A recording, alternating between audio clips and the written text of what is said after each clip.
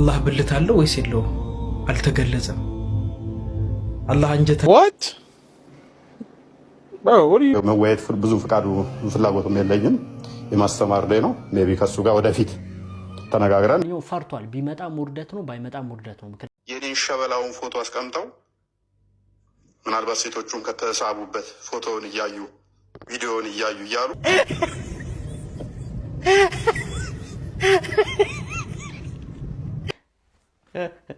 ወላሂ እኔ ድክም ምን ያልኩትኝ ነው ብላችሁ ኢና ሊላሂ ወኢና ኢለይሂ ራጂዑን።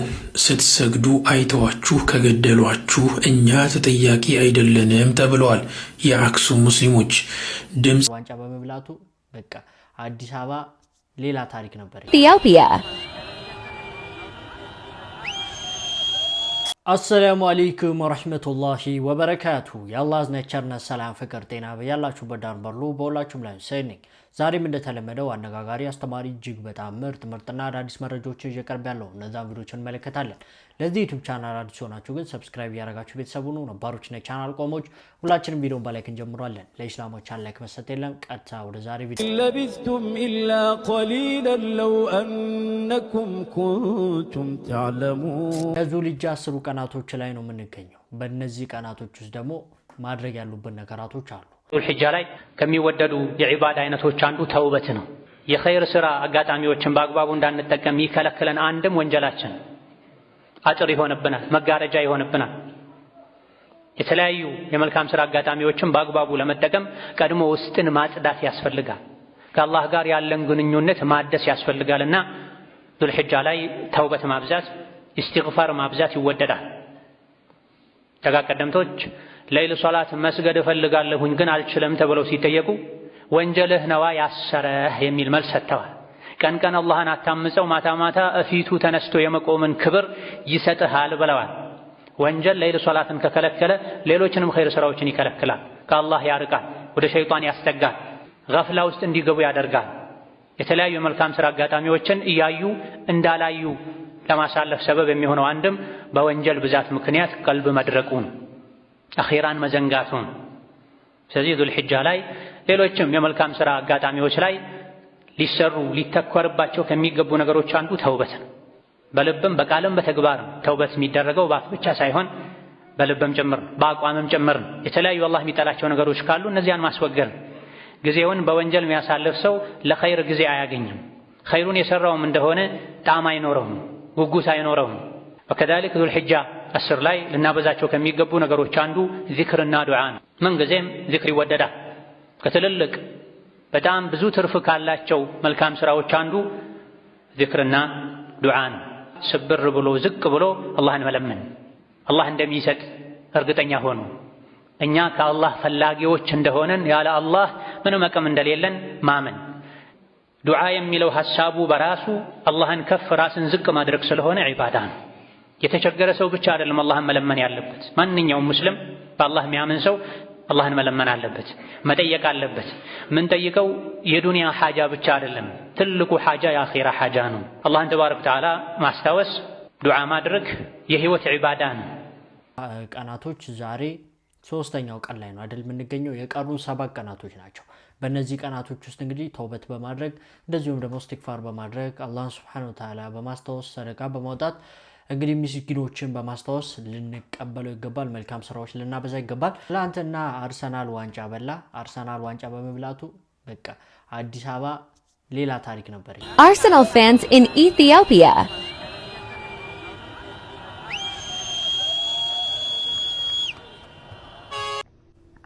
ወይ ኳስ ኳስ ተወዳጅ የማደጋፊ ነው። ውጭ አርሰናል ምን ነው እንዴት ነው አቋሙ? አይጠየቅም። ዋንጫ ለማየት ብቻ አርሰናል ደጋፊዎች ታዘዝኛላችሁ። እንዴት የለማ ዋንጫ እኮ ረጅም ጊዜ ነው። ተስፋ ነው። ተስፋ ባይኖር ኖሮ ዋንጫ ያጓጓም ነበር። አጫሉ ይሄን ኢንተርቪው ባደረገበት ወቅት ላይ በትክክል የኛ አርሰናላውያን ስሜት በትክክል ገልጾት ነበር። አርስቲ እንትኑ ጋዜጠኛው እንዳለውም ተሳዝኑ ነበር። የምር በጣም ነበር የምናሳዝነው። እጅግ በጣም ከባድ የተባሉ ብዙ አመታትን አሳልፈናል። እኛ የውድቀት ምሳሌዎች ተደርገን ነበር። የበታችነት የመውረድ ምሳሌዎችም ጭምር አድርገው ነበር። በስተመጨረሻም ግን አሳክተን አሳይተናቸዋል። አጫሉ ኖሮ የምር ነው ምልክ ስለ ዘፈኑ እየወሩ አይደለም። አጫሉ ኖሮ ይሄንን ጊዜ ማየት ቢችል ኖሮ እጅግ በጣም ነበር ደስ የሚለኝ። ተስፋ ነበረ በእውነት ያቆየኝ ነበረው። እኔ እንኳን ለ10 ምናምን አመታት ኳስን አይቻለሁ ከልጅነት የጀምሮ ማለት ነው።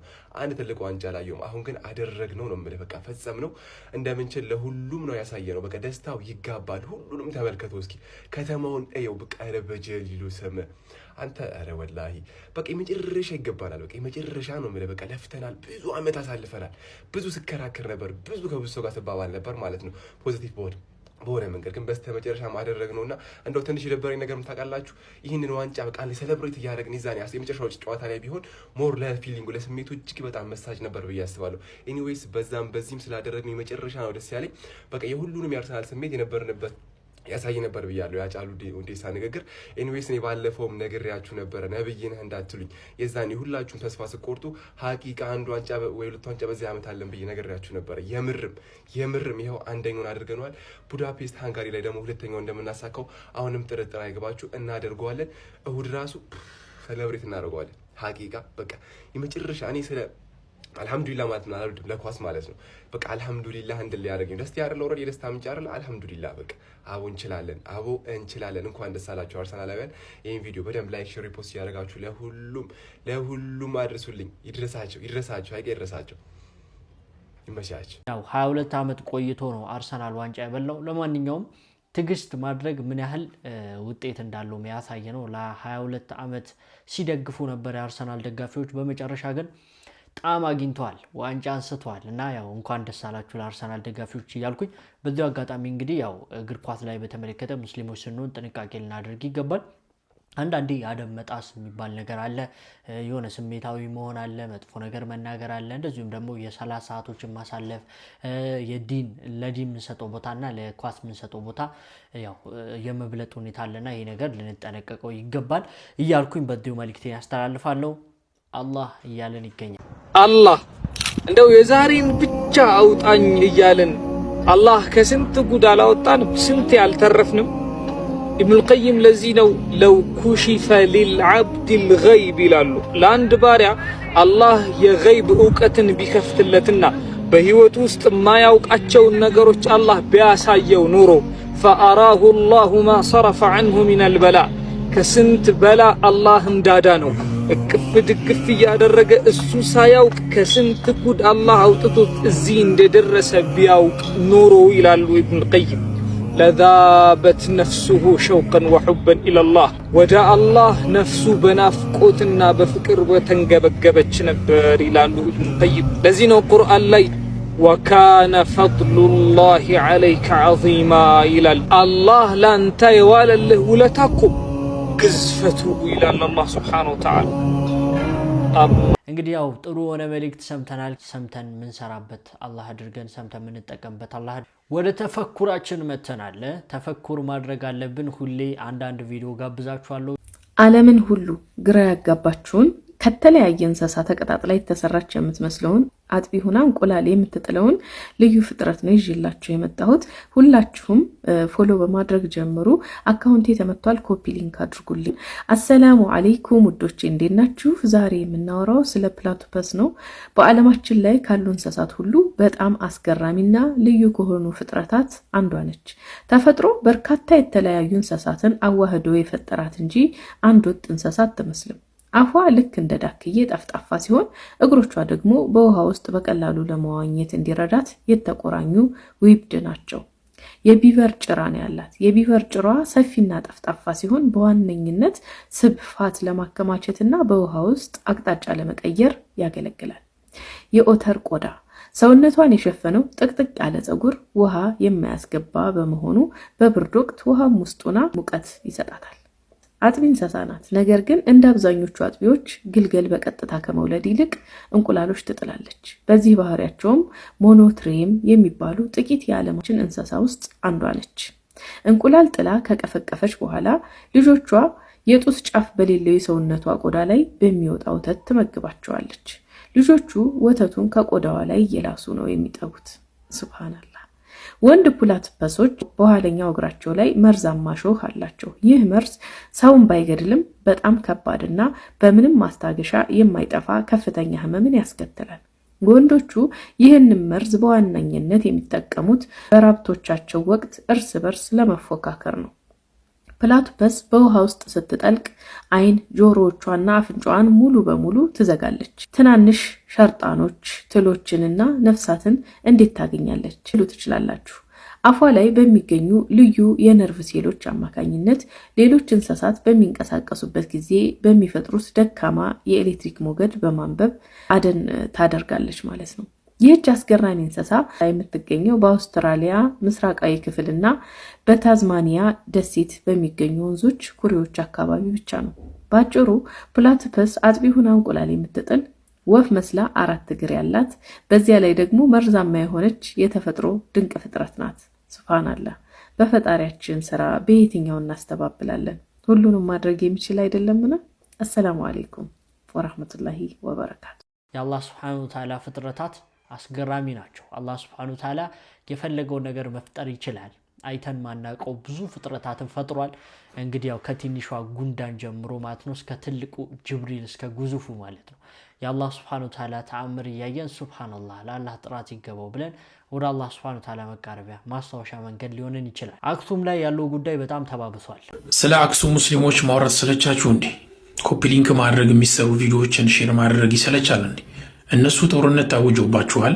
አንድ አስደንጋጭ ነገር እነግራችኋለሁ። ቪዲዮን በደንብ ሼር አድርጉት። ሙስሊሞች የሚወሩ ቪዲዮዎች ሪፖርት እየተደረገባቸው እንኳን ኮፒ ሊንክ ማድረግ ሼር ማድረግ የኛ ግዴታ ሆኖ ሳለ ብዙዎች ጋር እየተዳረሰ አይደለም። ድምፃችንን ራሳችን በራሳችን እያፈንን ያለን።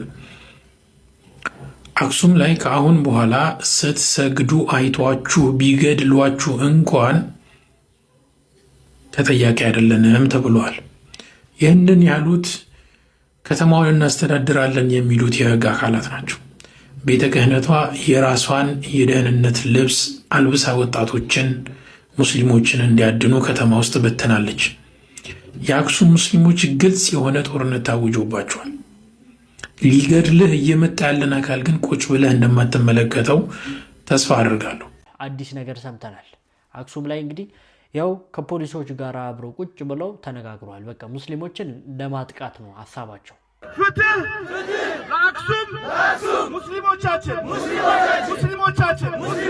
ሙስሊሞቻችን በነፃነት ሰላት መስገድ አቅቷቸዋል። እየሰገዱ አይደሉም። የሞተ መቃብር ሊቀበርበት ቦታ አጥተዋል። አላሁ አክበር አላሁ አክበር አላሁ አክበር አላሁ አክበር አላሁ አክበር። ሰግዱ ከሆነ አጥቋቸው ነው ይሄ መልእክት።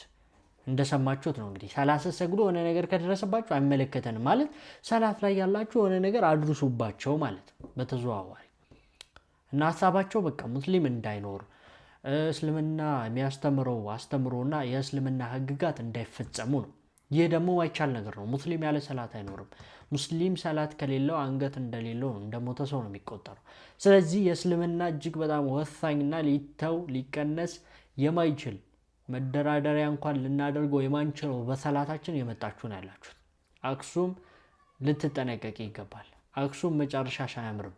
ሙስሊሞች ደግሞ በአክሱም ጉዳይ ላይ ችላ ልንሰላች አይገባንም። ሁላችንም የምንችለውን ነገር ማድረግ አለብን። ዱዓ በማድረግ ሊሆን ይችላል፣ እነዚህን መልእክቶች ማሰራጨት ሊሆን ይችላል። መጅሊስም እንግዲህ ይሄ ጉዳይ ላይ በጣም ጠንክሮ ሊሰራበት ይገባል። በጣም ከመጠን በላይ ከፍቷል። ይሄ ግፍ የትም ቦታ ታይቶ አይታወቅም። የትኛውን ቦታ ብትሄዱ ሰላት መስገድ የተከለከለበት ቦታ ነው ያላቅም። ምናልባት አንዳንድ ሰዎች ጥላቻ ያለባቸው ሰላት የሚሰግዱ ሰዎችን ሊያጠቁ ይችላሉ እንጂ በዚህ ልክ እውቅና የተሰጠው የኢስላም ጥላቻ አይቻላቅም። ለማንኛውም አላህ ነስሩን ያምጣላቸው። አሳፋሪ ነገር ከአንዳንድ ቲክቶከሮች እየሰማ እንገኛለን።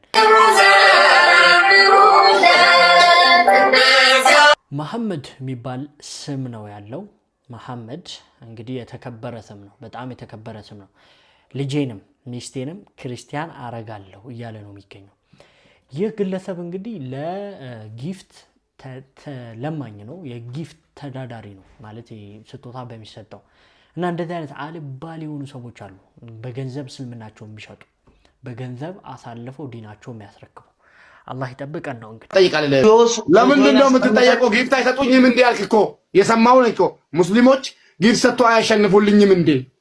በጣም የሚገርመው ነገር አሸንፈው ራሱ ሰውየው ወደዛ ያለው ሰውዬ በሃይማኖት ስትመጣበት ምንድን ነው መለሰልህ?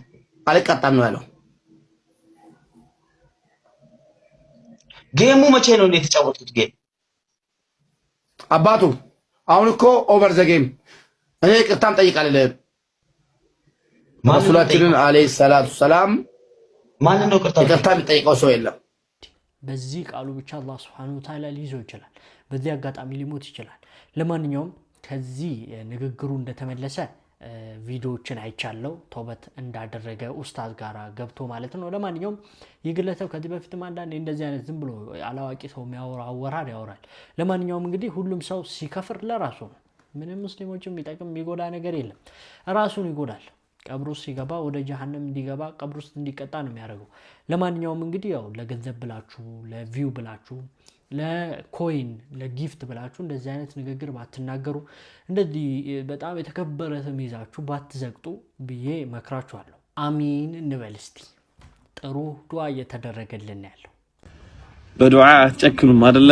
ዱዓ የማያስፈልገው ሰው መቼም የለም። በዛ ላይ ዙል ሒጃ ውስጥ ነን። በዛ ላይ ደግሞ 50,000 ፎሎወርስ በአጭር ጊዜ ጨመራችሁ አሉ። ኢንሻአላህ ከልቤ ዱዓ ላድርግላችሁ ነው። ከልባችሁ አሚን በሉ። አላህ ሁል ጊዜ ቀልባችሁን ሲመለከት ራሱን እናንተ ቀልብ ውስጥ ከማያጣው ባሪያ አላህ ያደርጋችሁ። ዳኢማን ኢትሳል مع الله ሁል ጊዜ ግንኙነታችሁ ከአላህ ጋር የተቀጠለ የማይቋረጥ አላህ ያደርግላችሁ። ዛሬ ሐጅን አልተወፈቅንም አይደለም፣ ዛሬ ዓረፋ አልቆም። ቀጣይ አንድንም ሰው ከኛ ሳይለይ አላህ ዓረፋ ተራራይ አላህ ያቆማል። መዲናን አላህ ይወፍቀን። መኖሪያችን፣ መመገቢያችን፣ ማደሪያችን፣ ማውሪያችንን በሙሉ አላህ መዲና አላህ ያደርግልን። የታመመን አላህ ያሽር፣ ያጣ ያገኝ፣ የተከፋ ይደሰት። በተለይ ደግሞ ብድር ያጨናነቃችሁ፣ ብድር የተከመረባችሁ የተከመረብን አላህ ይክፈልልን፣ አላህ ይክፈልላችሁ። ስጁዶች ይለያያሉ አሉ፣ ግን ዱዓዎች በሱ ላይ አይለያዩምና አላህ ዱዓችንን ይቀበል። ምናልባት አላህ ይችን ዱዓ ከተቀበለን ወላሂ ከፍ ያለ ቦታ እንደርሳለን። እስኪ ኡማው ይፈረች። እስኪ ይሄን መልእክት ሼር አድርጉት። እስኪ ኡማው አሚን ይበል ኢንሻአላህ። በተለይ ደግሞ አሚን እያለ አሁን እቺን ዱዓም ሼር እያደረገ በሙሉ አሚን ለሚል አላህ ትልቅ ቦታ አላህ ያድርስ። ዱዓውን መቅቡል አላህ ያድርግለት። አላህ ይቀበለው፣ አላህ ይድረስለት። اللهم صل على محمد وآل محمد። ሁላችንም እንግዲህ በዚህ ቀናቶች ውስጥ በዙልጃ ቀናቶች ውስጥ ዱዓ ማድረግ በጣም ተወዳጅነት አለውና አሚን አላህ Subhanahu Wa Ta'ala ይቀበልን። ወደ ውይይቱ ጉዳይ ተመልሰናል።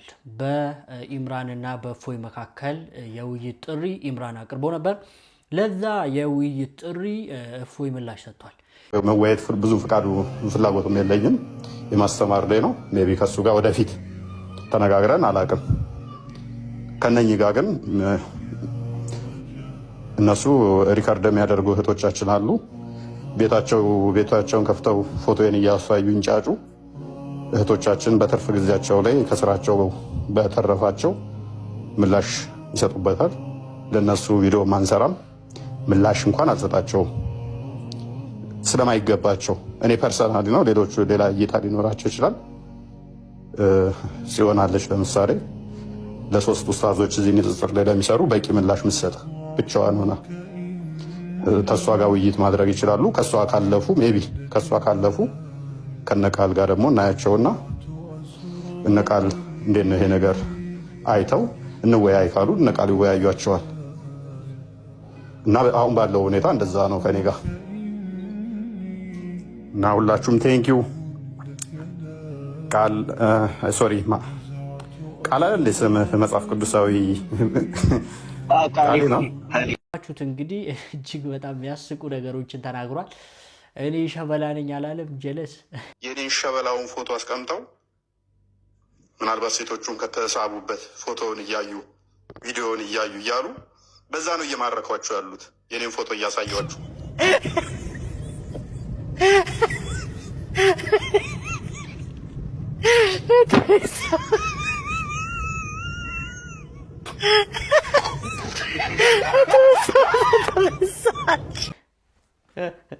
ወላሂ እኔ ድክም ምን ያልኩት ነው ብላችሁ። በነገራችን ላይ በፊልተር ነው የሚወጣው። ፊልተር ማለት ታውቃላችሁ ሴቶች የሚጠቀሙት፣ ወንድ ልጅ አይጠቀመው። ወንድ ልጅ በቃ ገረጣም እንደዚህ ጠባሳ ኖረበትም ምንም አለበት ይወጣል፣ በቃ ኖርማል ነው።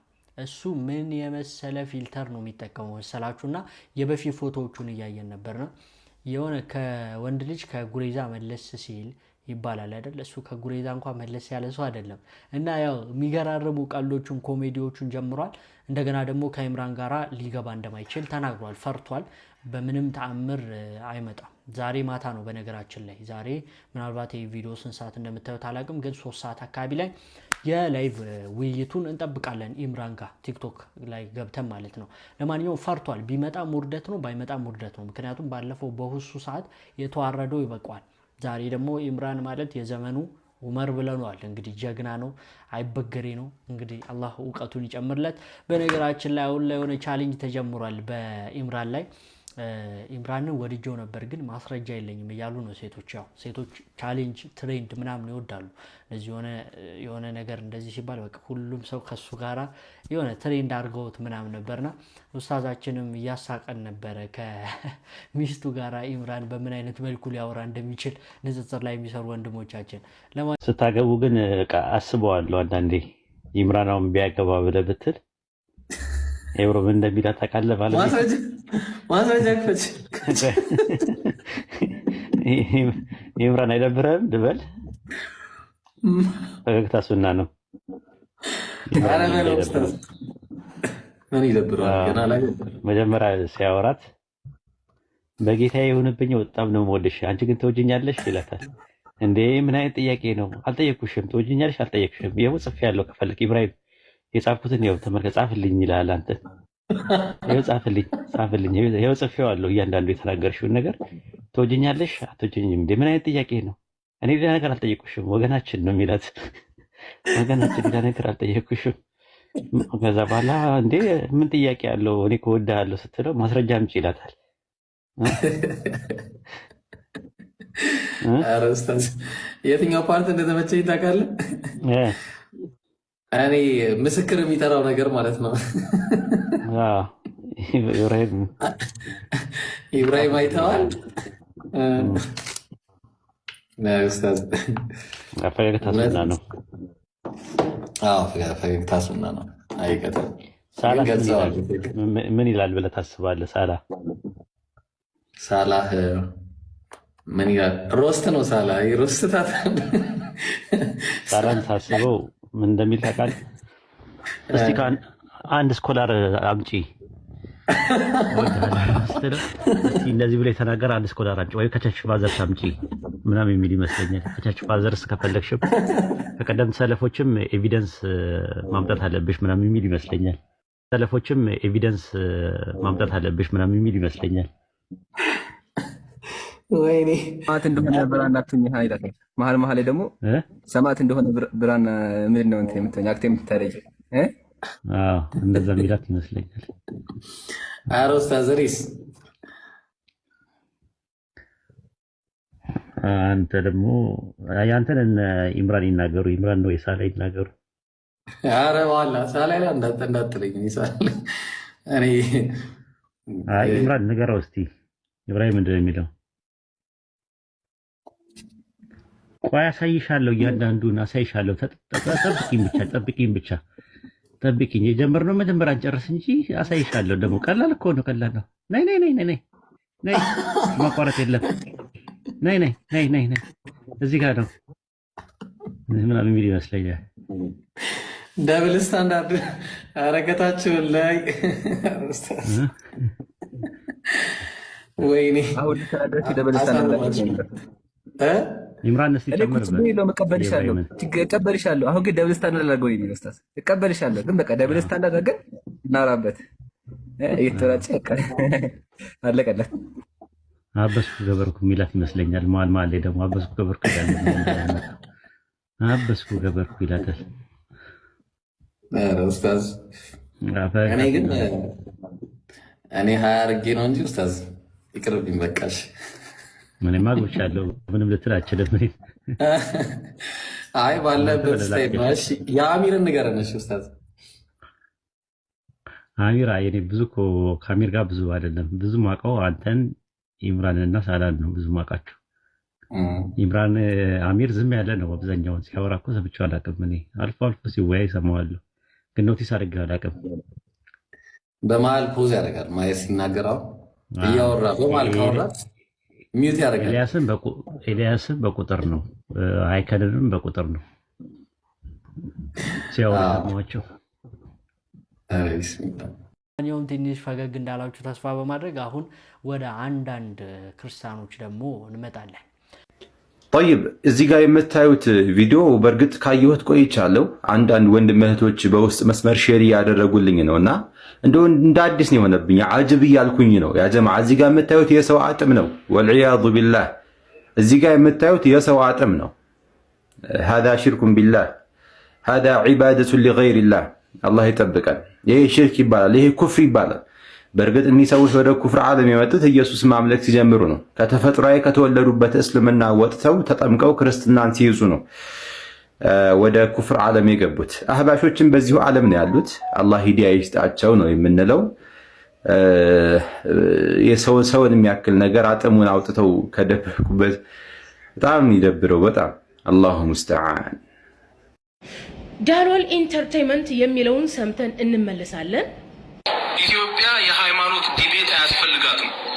ሲጀመር ወጣቱ ሃይማኖቱን ትቶ እየወጣ ነው። ስለዚህ ዋናው ነገር ለተወሰነ ጊዜ ሳትስፋክሽን ይሰጣቸዋል ያኛውን ሰውዬ ስላንቋሸሸ፣ ግን የእሱ ካራክተር ደግሞ በኋላ ላይ ስታስቡት ለእናንተ ምሳሌ የሚሆን አይደለም። ስለዚህ ይበልጥ ነው የሚያስጠላችሁ። የራሳችሁ እምነት የራሳችሁ ሃይማኖት ይበልጥ ነው የሚያስጠላችሁ። ስለዚህ እነዚህ ስነ ምግባር የሌላቸው ሰዎች በጭራሽ ምሳሌ ሊሆኑ አይችሉም። የሃይማኖት ትክክለኛ መገለጫ የመጀመሪያው ነገር ስነ ምግባር ነው ማለት። ብዙዎቻችሁ የምታውቁት ዳሎል ኢንተርቴይንመንት ዩቲዩብ ላይ የሪአክሽን ቪዲዮ የሚሰራው ማለት ነው እፎይ ሴጋ የሰራውን የኤቲስቶችን ፖለቲካ አይቶት ኢትዮጵያ ውስጥ የሃይማኖት ዲቤት ክርክር አያስፈልግም ብሏል። እኔ ደግሞ እንደሚያስፈልግ ልገልጽልህ እወዳለሁ። ይህ ቪዲዮ ይደርሳል ብዬ ተስፋ አደርጋለሁ። እስከ መጨረሻው እንድታዳምጥ ጋብዝሃለሁ። የሃይማኖት ክርክር ያስፈልጋል፣ ግን የተማረ ሰው ሲሆን፣ ስነ ስርዓት ያለው ሲሆን፣ ግብረ ገብነት ሲኖረው ንጽጽር ይባላል። ይሄ የሃይማኖት ክርክር ንጽጽር ወይ ኮምፓራቲቭ ሪሊጂን ይባላል። ይህ ፊልድ ራሱን የቻለ ፕሮፌሽናል ፊልድ ነው። የዛን ሃይማኖት አጠቃላይ አስተምሮ የተጨመቀውን ይዘቱን በመያዝ መጽሐፍትን በማገላበጥ የሃይማኖት ኮሜንታተሮች የሚሉትን ሃይማኖቱ ያሳለፈውን ታሪክ የሃይማኖት አባቶችን ኢቭን የቋንቋ አጠቃቀሙን መሰረት አድርጎ የሚደረግ የሃይማኖት ውይይት ያስፈልጋል። ሰሞኑን ያየው እፎይ ሴጋ የተባለ የኦርቶዶክስ እምነት ተከታይ ኦርቶዶክስ ይሁን ጴንጤ ይሁን ኤቲስት ይሁን ያለየለት ኖርማሊ እንደው በፈሪነት ኦርቶዶክስን አድናለሁ የሚል ከኦርቶዶክስ አስተምሮ ውጪ የወጣ ስነ ምግባር ሲያደርግ ነበር። አንተ ራሱ የሃይማኖት ዲቤት አያስፈልግም ብለህ በሰራው ቪዲዮ ላይ ለምንድን ነው ብለው ሲጠይቁ መልሰህ ቪዲዮ ሰርተህ ምንድነው ያልከው? ስነ ምግባር የለውም ብለሃል። ትክክል ነው። እፎይ ሴጋ የተባለው ሰውዬ ስነ ምግባር የለውም። እንደውም እኔ እፎይ ሴጋ እያልኩ የምለው ምንድነው የኦርቶዶክስን ሃይማኖትን ለማስተማር ቪዲዮ ሰርቶ ሶሻል ሚዲያ ህዝብ ፊት ሴጋ የሚያደርግ ሰውዬ ነው። እንደዚህ አይነት ሰው ሃይማኖታዊ ነው ራሱ አይባልም። እንኳን የሃይማኖት ዲቤት ሊያደርግ ሃይማኖት አለው ራሱ አይባልም። የሃይማኖት ዋና ዓላማ አንተን ስነ ምግባርህን ሊያንጽህ እውነተኛ ሊያደርግ የሌላውን መብት እንዳትጋፋ ሲያደርግ ነው። የራሱንም ሃይማኖት አያውቅም። የሌላውን ሃይማኖት ማጠልሸት ማንቋሸሽ ነው ስራው። እፎይ ሴጋ የሚያልነውም ለዚህ ነው። ይሄንን ሶስት ሹካ ማንኪያ ያስኩበት ዋና ምክንያት ምንድነው? በስላሴ ዶክትሪን ውስጥ ያለውን ስላሴን ለማስረዳት ነው። እንግዲህ እንኳን አይደለም ኦርቶዶክስ አጠቃላይ በስላሴ ዶክትሪን ሶስት እግዚአብሔር አለ። በነገራችን ላይ እንዴ ሶስት እግዚአብሔር ነው እንዲያላችሁ ሲባሉ አጠቃላይ ስላሴ ዶክትሪን አማኝ ክርስቲያኖች ላይ አንድ እግዚአብሔር ነው ያለን ይላሉ። እንዴ አንድ እግዚአብሔር ካላችሁ ለምን ሶስት ስላላችሁ ስንላቸው አንድ ዋና እግዚአብሔር አለ። ልብ በሉ፣ አንድ ዋና አለ፣ ሌላ ደግሞ ንዑስ እግዚአብሔር አለ።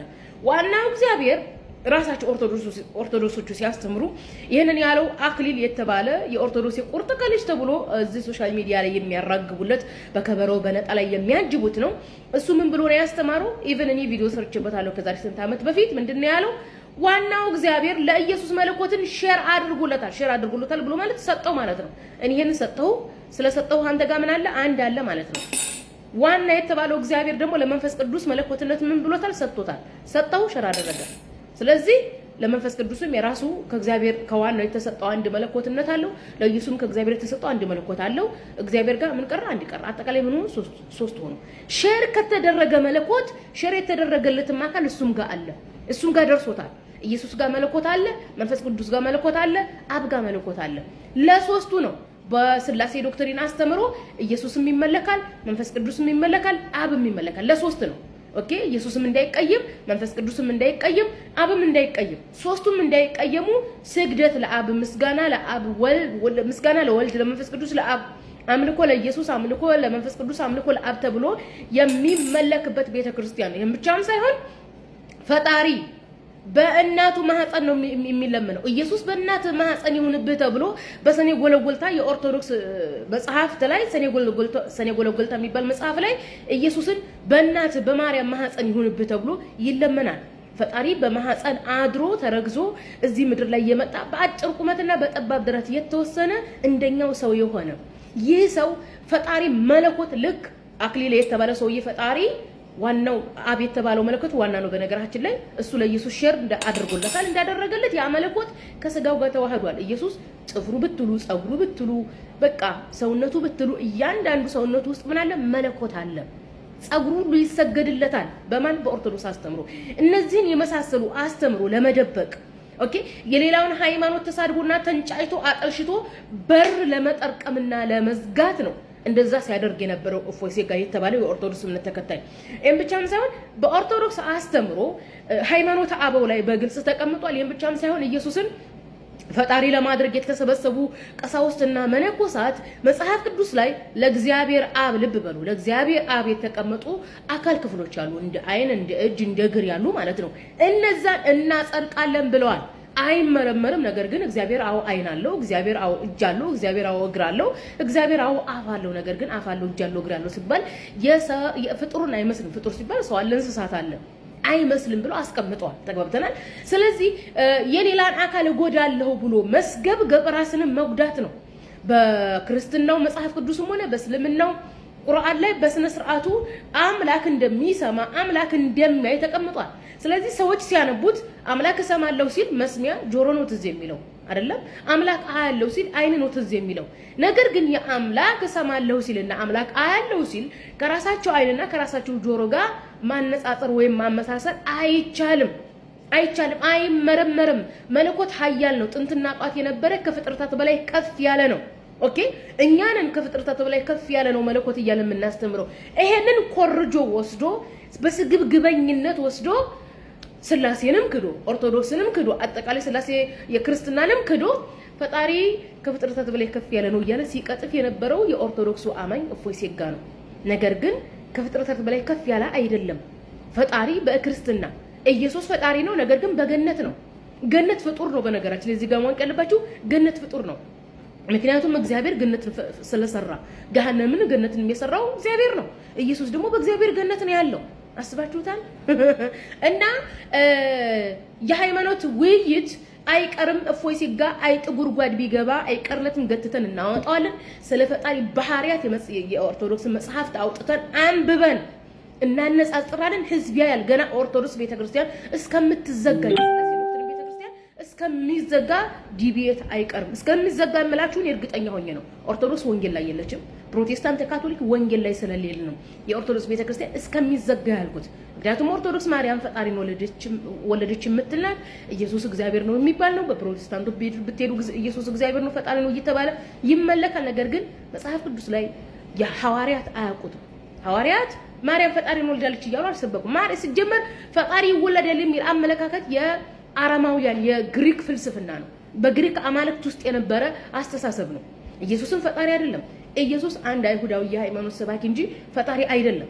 ስለዚህ ዲቤት አይቀርም። የሥላሴ ዶክትሪን ቤተክርስቲያን እስከሚዘጉ ድረስ እስከምንዘጋጀው ድረስ አናቆምም። እኛ ጥርት ያለ ሃይማኖት ነው ያለን። እሱ ምንድነው? ኢየሱስ ያመለከውን አምላክ እናመልካለን። ይሄ ኢየሱስ ያመለከው አምላክ በመጽሐፍ ቅዱስም በቁርአንም እንደሚሰማ እንደሚያይ ተቀምጧል። አይ የሚሰማውን አይን ለዋለሁኝ፣ እጅ ለዋለሁኝ፣ ማነው ጆሮ ለዋለሁኝ፣ የሚያውን አይን ለዋለሁኝ። አምላክ አዳምን ሰርቷል ሲባል አይሰራ ሲባል እጅ ነው ሚሉ እጅና አይን ጆሮ ወስዶ አምላክን እሸሻለሁ የሚል ያ ምርጫው ራሱ ነው። የፈራ ይመለስ። አንደኛ እጅ ወይም አይን ወይም ጆሮ ኃጢአት አይደለም ወይ ነውር አይደለም። እጅ ስላላችሁ ነው የምትሰሩት፣ እግር ስላላችሁ ነው የምትዘሉት፣ አይን ስላላችሁ ነው የምታዩት። አይን ሲጀመር ጸጋ ነው፣ እጅ ሲጀመር ጸጋ ነው፣ እግርም ጸጋ ነው፣ ጆሮም ጸጋ ነው። እነዚህን ጸጋዎች የሰጠን አምላክ ነው። ስለዚህ አምላክ ይሰማል ሲባል አምላክ ያል ሲባል ለአምላክ ክብር ይገባው ነው እንጂ የሚባለው እንዴት አይንና እጅ ያለው ምናምን ተብሎ አምላክን ይሸሻል የሰው ልጅ። እጅና እግር የሰጠህን አምላክ በእጅና በእግር ምክንያት እንዴት ትሸሸዋለህ? አይንና ጆሮ የሰጠህን አምላክ እንዴት አምላክ አይን አለው እንዴ? አይን ነውር ነው እንዴ? አይን ኃጢአት ነው እንዴ? አይን የሌላቸው እንደው አይኔ በኖረኝ እያሉ ለምን ያለቅሳሉ? አይን ስለሌለ ፈጣሪን ተመስገንኩ አይን ስለሰጠኝ ነው። ስለዚህ ተመልካ የሚያይ አምላክ ነው። ኦኬ ተናጋሪ አምላክ ነው። ስለሚያይ ስለሚሰማ ስለሚናገር ክብር ይገባው። ከዘላለም እስከ ዘላለም ለሱ ክብር ይሆን እንላለን እንጂ አናፍርበትም። አይን እጅ እግር አለው ሚል አሳፍራለሁ የሚል ይሄ ኤቲስት ነው። ይሄ ስግብግብ ነው። ደግሞ ለአንድ ሰሞን ዳላር ኢንተርቴይንመንት ምንድነው ያለው? ለአንድ ሰሞን ልትደሰቱ ትችላላችሁ እንጂ ብሏል። አዎ ሰሞኑን ተደሰቱ ኦርቶዶክሶች ማለት ነው። ነገር ግን እስከ ዘላለም ታለቅሳላችሁ። ገና ቤተክርስቲያናችሁን እንዘጋለን። እኛ ባለፈው ፎይዜጋ ያቀረበው የኤቲስቶችን አስተሳሰብ ነው። እኛ ገና ኤቲስቶችን እናንሰልማለን፣ ኦርቶዶክስን እንዘጋለን። የሰው ልጅ አምላክ እንደሚሰማ እንደሚያይ አውቆ አምላክን ሊያመልከው ይገባል። ይሄን እናስተምራለን። እንግዲህ እነዚህ ሰዎች አቋማቸውን እየቀያየሩ ይገኛሉ። ለማንኛውም አላህ Subhanahu Wa Ta'ala ቅኑ መንገድ ይምራቸው እያለን ወደ ቀጣይ ቪዲዮ ወስዳችኋለሁ። እሱም የሚሆነው እንግዲህ ከአህባሾች ጉዳይ ይሆናል። አላህ እጅ የለውም ለሚሉት አድርሱላቸው። አንድ ጥያቄ ብቻ ነው የምንጠይቃቸው። አላህ እጅ እንዳለው በተለያየ የቁርአን አያ ነግሮናል። ስለሱም ሆነ ስለሌላው ያው ሙሉ አካል ባይኖረውም ብዙ አካሎች እንዳለው ተናግራቸዋል። ስለዚህ አንዱን ብቻ ለይተን ሳይሆን ሁሉንም እንነጋገርበት ናውጣ ነው የተባልከው። እንደውም አንተ ኸጢብ ተደርገሃል አይደለ? የሆነ መስጂድ ኸጢብ ነህ። ሊዛሊካ ውጣና ተወያይ ነው። እስኪ ጥሪው ላንተው ነው ይሄ። ያው እጁን ብቻ ሳይሆን እጁን በንገነጥልባችሁ እጅ የሌለው ጣዖት ታመልካላችሁ ስለሆነ ወይ ከላይ ከፊቱን እንጀምራለን ወይ ደግሞ ከታች ከእግሩ እንጀምርና ሁሎቹንም አካሎቹን እያፈረስን እንመጣለን። ጅምር ጣዖት ነውና እያመለካችሁ ያላችሁት ማለት ነው። አሰላሙ አለይኩም። አህባሾች የውይይት ጥሪ አቅርበውልኛል። እኔም ጥሪውን ተቀብያለሁ። እናንተ ደግሞ በሚገባ ሼር ኮፒ ሊንክ እያደረጋችሁ ለብዙ ሰው እንዲዳረስ አድርጉ። በዚህ አላህ ይጠይቃችኋል። አላህን ጣዖት እያሉ እየተሳደቡ ነው። አላህ እንዳይሰደብ እንሁን፣ ለድናችን ከለላ እንሁን። ሼር ኮፒ ሊንክ እያደረጋችሁ ለሁሉም ማሰራጩ። እኔ እወያያለሁ። ባይሆን ከዚህ ከሰውዬ ጋር አይደለም የምወያየው። ከዚህ ከሚቀጥፍ ከሚዋሽ አደብን ከእፎይ ከተማረ ምላሱ ካልተገራ አላህን ጣዖት እያለ ከሚገልጽ ሰውዬ ጋር ተወያይቼ ጌታዬን አላሰደብም። ሌላ አደብ ያለው ሰው ካላችሁ፣ የቁርአንን አደብ የተላበሰ ሰው ካላችሁ፣ የጂዳል አደብ ያለው ሰው ካላችሁ ላኩልኝ፣ እወያያለሁ። ባይሆን መጀመሪያ የጠየቅኳችሁን ስመልሱልኝ ነው። ጠይቂያችሁ አልመለሳችሁልኝም። አላህ ማመናዐከ አንተስጁደ ሊማ ኸለቅቱ ቢየደየ ብሎት ነበር ኢብሊስን። በሁለት እጆቼ ለፈጠርኩት ስጁድ ከማድረግ ምንድን ነው የከለከለህ አለው። ሊማ ኸለቅቱ ቢየደየ ማለት አይ ቢቁድረቲ ነው ብለው ይፈስራሉ አህባሾች። እናንተ እንደፈሰራችሁት የፈሰረ አንድ ሷሃባ አንጡልኝ። እናንተ እንደፈሰራችሁት ቢየደየ ያለውን ቢቁድረቲ ብሎ የፈሰረ ሙስሊሙ ሁላ ሊያውቅልኝ ይገባል። እነሱ ቁርአንን ሷሃቦች እንደፈሰሩት አይደለም የሚፈስሩት ነው ካሉ እነሱ እንደፈሰሩት ቢቁድረቲ ብሎ የፈሰረ አንድ አንጡልኝ። እናንተ በሚገባ አሰራጩት። አሰላሙ አላህ ብልት አለው ወይስ የለውም? አልተገለጸም። አላህ አንጀት አለው ወይስ የለውም? አልተገለጸም። አላህ ባት ወይም ታፋ አለው ወይስ የለውም? አለው። አላህ እጅ አለው ወይስ የለውም? አለው። ስንት እጅ አለው? ሁለት እጆች እያሉ በአምላክ አናቶሚ ላይ ሲጸዳዱ አመሹ እና አልተገለጸም። አሁን አልተገለጸም። አላህ Subhanahu Wa Ta'ala ስለ ራሱ ከነገረን ባህሪዎችና መገለጫዎች ውስጥ ያልተገለጸን ነገር አልተገለጸም የማለት ግዴታ አለብን። አላህ Subhanahu Wa Ta'ala ስለ ራሱ ከነገረን ባህሪዎችና መገለጫዎች ውስጥ አንዱ ለምሳሌ ሁለት እጆች እንዳሉት ተናግሯል። ነገር ግን እነዚህ ሁለት እጆቹ ከምንም ነገር ጋር እንደማይመሳሰል አላህ Subhanahu Wa Ta'ala በሌላ የቁርአን አያ እንዲህ ሲል ተናገረ። ለይሰ ከሚስሊሂ ሸይኡን ወሁወ ሰሚዑል በሲር፣ የሚመስለው ምንም ነገር የለም እርሱ ሰሚው ተመልካቹ ነው አለ አላህ ሱብሓነሁ ወተዓላ። ከእስልምና ውጭ ያሉ ሰዎች አልተገለጸም እያሉ ለማፌዝና ለመቀለድ እየሞከሩ ነው። ሁሉም አይደሉም፣ ጥቂቶቹ። እናንተ ሰዎች ወይ አላወቃችሁም እንጂ በራሳችሁ ላይ ነው እየቀለዳችሁ ያላችሁት፣ ራሳችሁን ነው እያሞኛችሁ ያላችሁት። እናንተን አንድ ጥያቄ ልጠይቃችሁ። እናንተ የኛ አምላክ ነው ብላችሁ የምታስቡት ለእናንተ ታይቷል? አይታችሁታል? ከሱ ሁሉንም ነገር መግለጽ ትችላላችሁ? ይህንን መልሱልኝ። አንዳንድ ደግሞ የእስላም ጠላቶች አላችሁ፣ ልክ እንደ አህባሾች ያላችሁ። ወላሂ እናንተ ማለት ለእስልምና ምንድን ያደረጋችሁት? እስኪ ንገሩን። እናንተ ማለት እኮ ረሱልን ሰለላሁ ዐለይሂ ወሰለም እንወዳለን እያላችሁ ረሱልን ሰለላሁ ዐለይሂ ወሰለም ሌት ተቀን ከሚሳደብ ሰው ጋር አብራችሁ ቁጭ ብላችሁ ሰውን የምትወቅሱ ናችሁ። ምንድን ያደረጋችሁት? እናንተ ከእስልምና ውጭ ያሉትን ሰዎች ቀጥተኛውን መንገድ እንዲመሩ ብላችሁ ዳዕዋ እያደረጋችሁ ነው ወይ? እዚህ ሶሻል ሚዲያ ላይ እየተንቀሳቀሳችሁ ነው ወይ? አላህ ሱብሓነሁ ወተዓላ ቀጥተኛ መንገዱን ይምራችሁ። እናንተ ጋር ያለው ምንድነው? አላህ ሱብሓነሁ ወተዓላ ለራሱ ያጸደቀውን ባህሪ አትቀበሉ። ለምን እንዴት ሊሆን ይችላል እያላችሁ በራሳችሁ ስለምትፈላሰፉ በጭንቅላታችሁ በአእምሯችሁ። እናንተ ከረሱል ሰለላሁ ዐለይሂ ወሰለም በላይ ቁርአንን አውቃችሁ ነው? ተረድታችሁ ነው? ከሰሃቦች በላይ ቁርአንን ተረድታችሁ ነው? ሐዲስን ተረድታችሁ ነው? እስኪ መልሱልን። ላኪን አልተረዳችሁትም፣ አላወቃችሁትም። እናንተ በስሜታችሁና በፍላጎታችሁ ብቻ አትመሩ። አላህ ሱብሓነሁ ወተዓላ በግልጽ ንግግር በግልጽ ቃል ስለ ራሱ ባህሪ ያጸደቀውን ማመንና ማጽደቅ አለባችሁ። ካልሆነ ግን አላመናችሁም። ሌላው እናንተ ማለት በአላህ ሱብሓነሁ ወተዓላ ላይ የምታጋሩ ናችሁ። አላህ ሱብሓነሁ ወተዓላ በብቸኝነት ለምኑ ሲባል እናንተ ግን ላኢላሃ ኢለላህ እያላችሁ ከአላህ በቀር በሐቅ የሚመለክ አምላክ የለም እያላችሁ ቀብሮች ጋር ሄዳችሁ ትጣራላችሁ፣ ትለምናላችሁ። ሼሆቹ ድረሱልን፣ ባብዬ ሼሆቹዬ እያላችሁ ትለምናላችሁ። ወላሂ ወቢላሂ ወተላሂ የፈለገ መልካም ስራችሁ አላህ ዘንድ ተቀባይነት አይኖረውም። ይህን እውነታ ተቀበሉትና ቀጥተኛውን መንገድ ያዙ።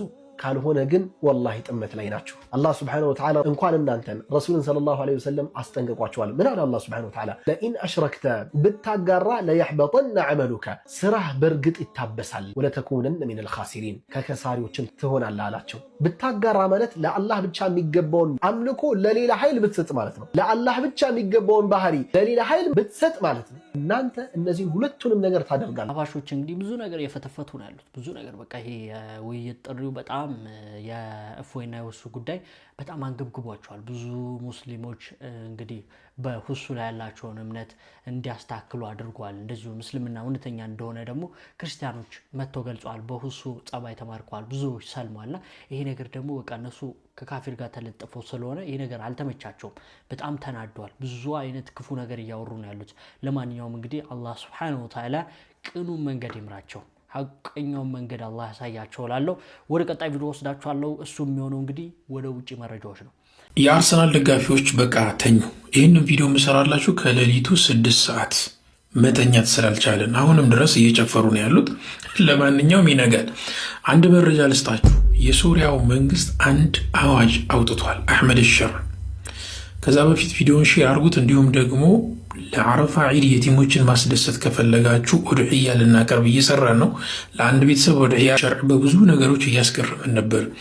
ባለፈው ሳምንት የእሱ ወንድሞችን ከከፍተኛ የስልጣን ቦታ ላይ በማንሳት የቤተሰባዊ አገዛዝ ሶሪያ ላይ እንደማይሰራ የአሕመድን ሸርዕን ስልጣን ተገን አድርገው የእሱ ቤተሰቦች ምንም ከመንግስት የተለየ ጥቅም እንደማያገኙ ለማረጋገጥ ያን አድርጎ ነበር። አሁን ደግሞ የእስራኤል የተባለ ምንም አይነት ምርት ወደ ሶሪያ ምድር እንዳይገባ አግዷል። ከኢራን ብዙዎችን ያስገረመ ዜና ወጥቷል።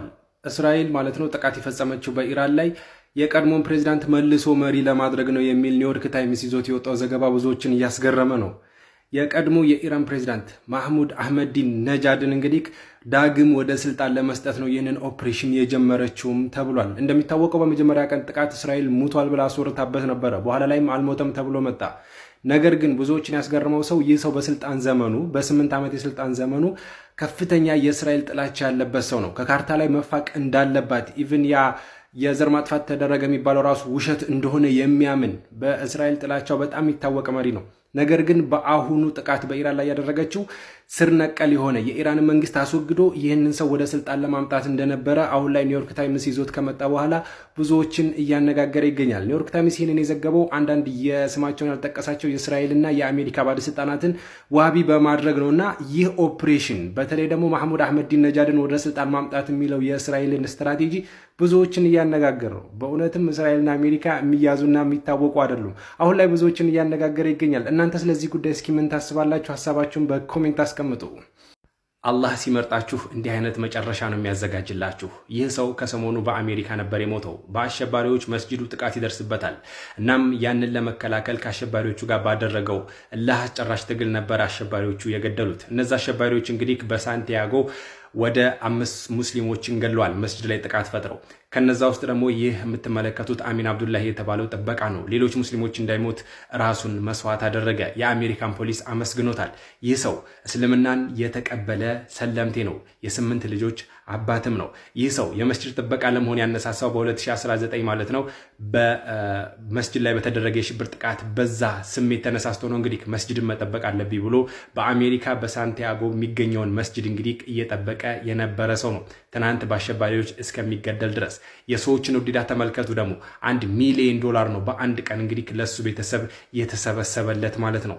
እናም ይህ ጀግና አሁን ላይ አሜሪካኖቹም ጭምር እንግዲህ ከአሸባሪዎች ተጨማሪ ሙስሊሞች እንዳይሞቱ አድርገሃል በማለት እያመሰገኑት ይገኛሉ። ሱብሃንአላህ። የሚገርማችሁ ደግሞ ማለት ነው ከመሞቱ በፊት በማህበራዊ ሚዲያው እችን ዱዓ አድርጎ ነበረ። ሰዎች ስኬት ብለው የሚያስቡት ገንዘብ ወይም ደግሞ ስኬት ብለው የሚያስቡት ብዙ ነገር ነው። ወላሂ እላችኋለሁ ስኬት ማለት አላህ የሰጠኝን ንጹህ ነፍስ በንጹህ እሱ መገናኘት ሲል ነበር እንግዲህ በማህበራዊ ሚዲያው ጽፎ የሄደው ማለት ነው። አትፍሩ፣ አላህ እኮ መሐሪ ነው፣ አላህ አዛኝ ነው፣ ኢንሻአላህ በጀነት እንገናኛለን የሚል ዱዓ ጽፎ ነበር ከሰሞኑ። መጨረሻውን በሚገርም ሁኔታ ሸሂድ ሆኗል። ሱብሃንአላህ፣ የአላህ ስራ አይገርምም? ለተመሳሳይ መረጃ የፕላስ ምልክቷን መጫናቸውን አትርሱ። በሁለት አዳዲስ ዜናዎች መጥቻለሁ። እስከ መጨረሻው አብራችሁን ቆዩ። የእስራኤሉ ቻናል 12 በዚህ ሰዓት እንደዘገበው ከሆነ ማለት ነው እስራኤልና አሜሪካ የአየር ኃይላቸውን ለማስተካከል በዚህ ሰዓት በጥድፊያ እየሰሩ እንደሆነ ዘግቧል። ያ ማለት በዛ በ40 ቀኑ ከኢራን ጋር በነበረው ጦርነት ላይ የነበረባቸውን ክፍተት ለማስተካከል በዚህ ሰዓት እየሰሩ እንዳሉ በዛሬው ዕለት ዘግበዋል። የኢራኑ ጠቅላይ መሪ ሙጅተባ ሀሚኒ በኢሳት መግለጫ እየሰጠ ይገኛል። እሱም በሌላ ዜና አመጣላችኋለሁ። ወደ ሁለተኛው መረጃዬ የኢራኑ ፕሬዝዳንት መስዑድ ትራምፕ ምናልባትም ኢራንን በ40 ቀኑ ጦርነት እየገመታት ሊሆን ይችላል።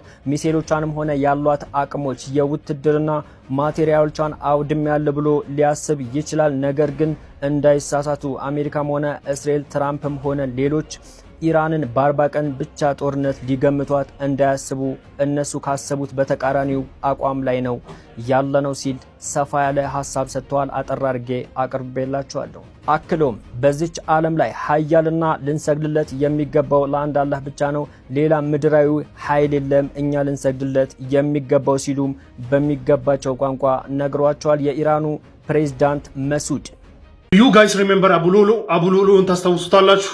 ሂዝ አውት ወጥቷል፣ ከእስር ወጥቷል እየተባለ ነው ያለው። አቡሉሉ ለማታውቁ እንግዲህ አቡሉሉ የሱዳን ውስጥ የሚዋጋው የአርኤስኤፍ የሚባለው ኦር ዳዕም ሰሪ የሚባለው ቡድን የዛ ሚሊታሪ ኮማንደር ነው። ብርጋዴር ጀነራል ማዕረግ ነው ያለውና አቡሉሉ ዘ ቡቸር ኦፍ አልፋሽር ይባላል፣ ኦር የአልፋሽሩ ጨፍጫፊ ይባላል። ይህም ደግሞ የሆነው እንግዲህ አርኤስኤፍ ከወራት በፊት አልፋሽር የምትባለውን ከተማ ሲቆጣጠር በሺዎች የሚቆጠሩ ሰዎችን ሲቪሊያኖችን ጨፍጭፏል ይባላል። እና እዛ ውስጥ እንግዲህ ከዛ ውስጥ አንደኛው አቡሉሉ ነው። የአቡሉሉ ግን ለየት የሚያደርገው ምንድነው ቀኑ ሙሉ ሲጨፈጭፍ የዋለውን ቪዲዮ እየቀረጸ መፖሰቱ ነው።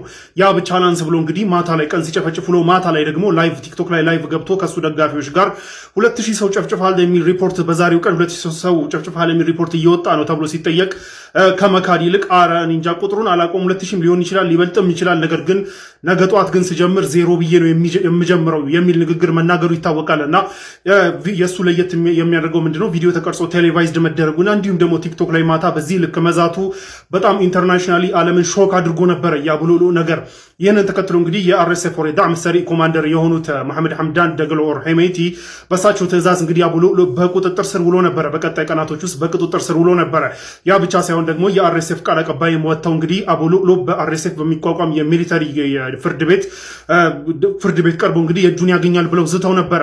ነገር ግን አሁን ሮይተርስ ይዞት በወጣው ዘገባ እንግዲህ የአቡሉሉ መለቀቅ የአርኤስኤፍ ጦር ሜዳ ላይ ያሉ የአርኤስኤፍ ተዋጊዎች እንዲሁም ኮማንደሮችን ሞራል ቡስት ያደርጋል ተብሎ በመታሰቡ እንግዲህ አቡሉሉ መለቀቁ እየተነገረ ነው ያለው። ያ ብቻ ሳይሆን ደግሞ አቡሉሉ በማርች ወር ላይ አሁን ሜይ ላይ ያለነው ሰው ከሶስት ወር በፊት ኮርዶፋን አካባቢ ያለ ጦርነት ላይ ጦር ሜዳ ላይ ሲያዋጋ መታየቱም ታውቋል። ሰው አቡሉሉ የምር ተፈቷል እየተባለ ነው ያለው። ሮይተርስ ይዞት በወጣው ዘገባ እንግዲህ 13 ሶርሶችን ነው አናገርኩ ያለው። ከዛ ውስጥ 3ቱ የአርኤስኤፍ ሚሊታሪ ኮማንደሮች ናቸው። አንድ የአርኤስኤፍ ሚሊታሪ ኦፊሰር፣ አንድ ደግሞ የአቡሉሉ ዘመድ፣ እንዲሁም አንድ ደግሞ ከአርኤስኤፍ ጋር ቅርበት አለው የተባለ የቻድ አገር ሚሊታሪ ኮማንደር፣ ከዛ ውጭ ደግሞ ሌሎች 7 የሚሆኑ ሌሎች ሶርሶች ሶርሶችን አናገርኩ ብሎ ይዞት በወጣው ሪፖርት እንግዲህ አቡ ሉዕሉዕ ተለቆ የጦር ሜዳ ላይ እያዋጋ እንደሆነ ነው እየተነገረ ያለው። ለማንኛውም ግን አሁንም አርኤስኤፍ ይህንን ክዷል። አቡ ሉዕሉዕ አልተለቀቀም፣ በቁጥጥር ስር ነው ያለው፣ እስር ቤት ውስጥ ነው ያለው። አሁንም ፍርድ ቤት አቅርበን የእሱን ጉዳይ ፍርድ ይወስነዋል ኦር ፍትህ ይወስነዋል የሚል ነገር ቢናገርም ግን ሮይተርስ መልቲፕል ሶርሶችን አናገርኩ እንዳለው ከተለያዩ አካባቢዎች ላይ አናገርኩ እንዳለው አቡ ሉዕሉዕ ከእስር ወጥቶ ጦር ሜዳ ላይ እያዋጋ ነው እየተባለ ያለው። እነሆ እንግዲህ የዛሬ ቪዲዮ ይሄን ይመስል ነበር። ሰይድ ነበርኩኝ። ቪዲዮውን ላይክ፣ ቻናሉን ሰብስክራይብ አድርጉ። ቪዲዮውን በተለያዩ ቻናል ጋር ሼር አድርጉ።